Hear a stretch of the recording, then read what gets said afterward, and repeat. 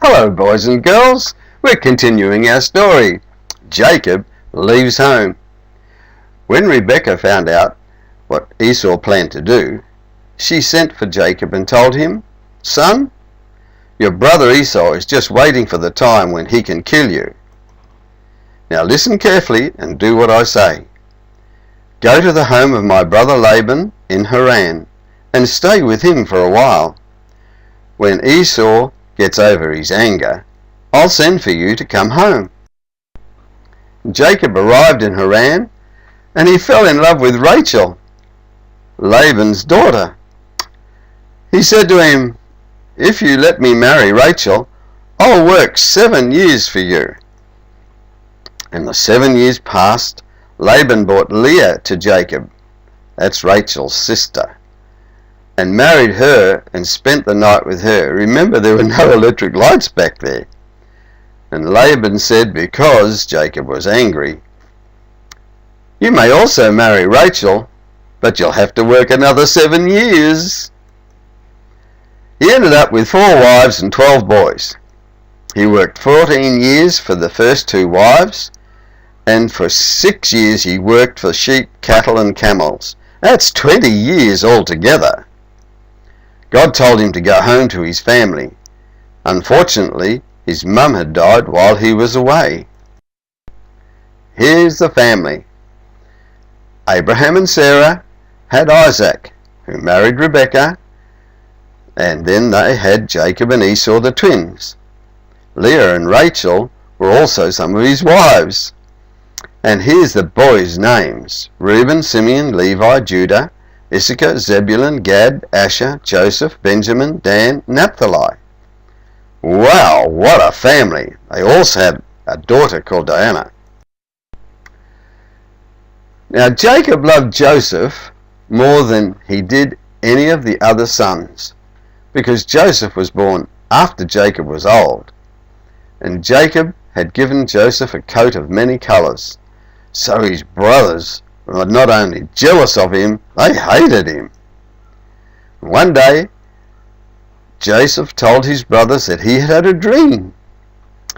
He said, "We were out in the field tying up bundles of wheat, and suddenly my bundle stood up, and your bundles gathered around mine and bowed down to it." And his brothers asked, "Do you really think you are going to rule over us?" Now they hated Joseph more than ever. Joseph later had another dream. "The sun, moon and stars and 11 stars bowed down to me." Even his father became angry and he said, "What's that supposed to mean? Are your mother and I and your brothers all going to come and bow down in front of you?" Wow. His father said to Joseph one day, "Go and find out how your brothers and sheep are going. Then come back and let me know." Remember, there were no phones or mail or anything those days, certainly no email. So he sent him to Hebron. Joseph left and found his brothers in Dothan. They saw him coming. They said, "Let's kill him." But Reuben, the oldest, had other plans. Well, when he got there, they stripped his coat. Then they threw him down a dry well, and they sold him to some passing traders going to Egypt as a slave. They got 20 pieces of silver. Oh, that's not a nice way to treat your brother. To become a slave was a fate more to be feared than death. In an agony of terror, he appealed one and to another of his brothers, but in vain. They steeled their hearts against his entreaties.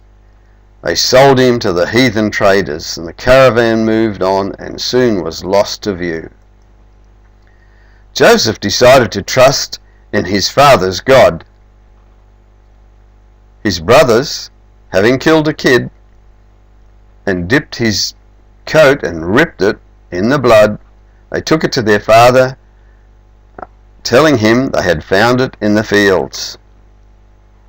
Jacob's sons and daughters attempted to comfort him, and he tore his clothes and put on sackcloth, and he sat down in the dust and mourned for his son many days.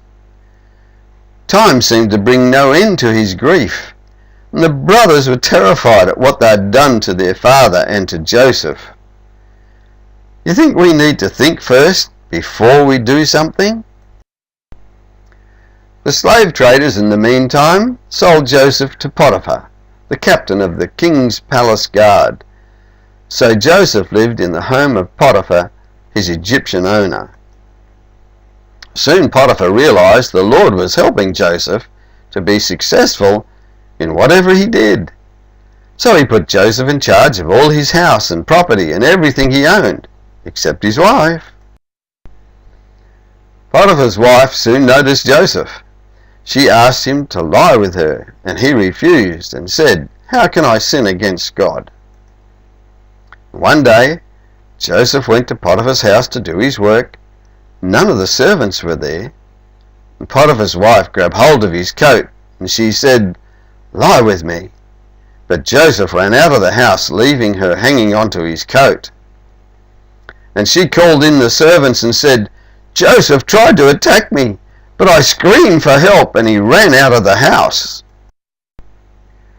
When Potiphar got home, she said to him, "That Hebrew slave of yours tried to attack me, but I screamed out and he fled, leaving his coat behind."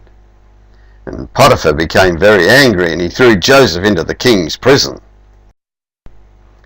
But God blessed Joseph in the prison and caused the governor of the jail to like him. And the Lord blessed everything that Joseph did, and the jail placed Joseph in charge of the jail, even the prisoners.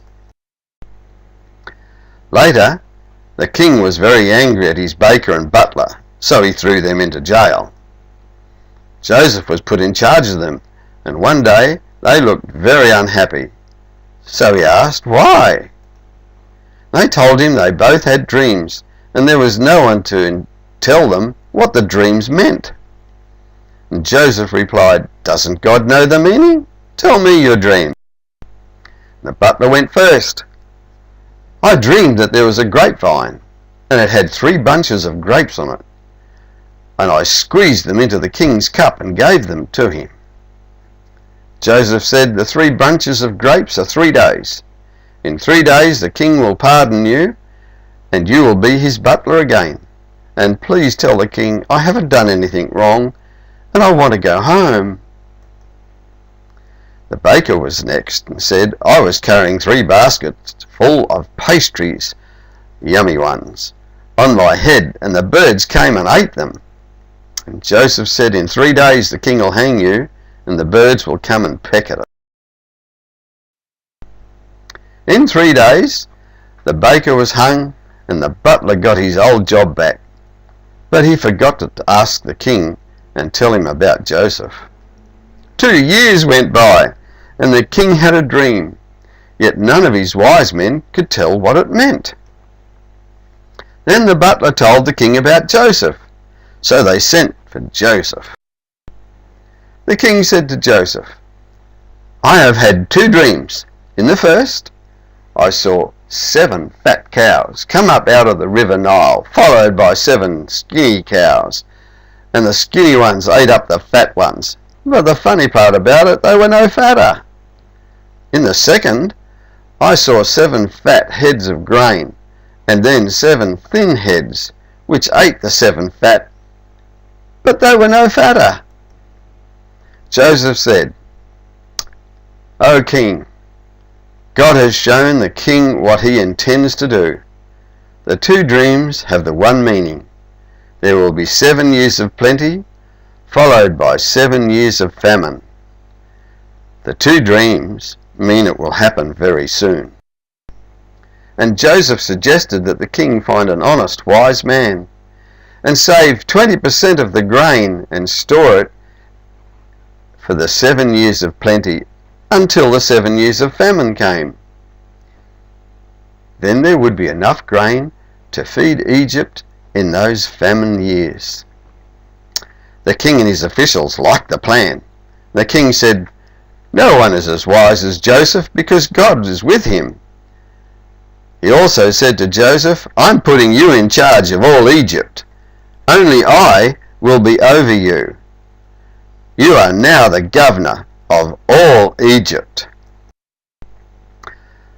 So the king took off his golden ring and put it on Joseph's finger. That symbolized power.